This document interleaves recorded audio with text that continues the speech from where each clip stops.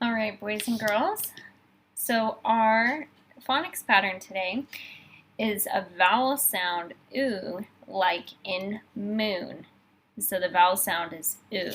And how we get the vowel sound is we have a double O sound. And our double O, there's a lot of things that our double O can say, but our double O in this case says oo, like in moon.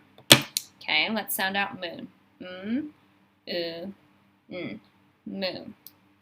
If we spell it, we have M-O-O-N. Okay, so we're going to practice this. Say the word boo. Ready? B-oo. Boo. Boo only has two sounds, but don't forget we have the double O that's saying boo. Just like that.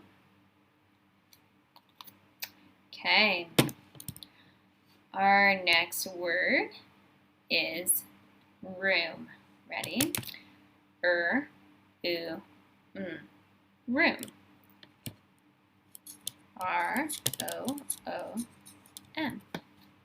Room.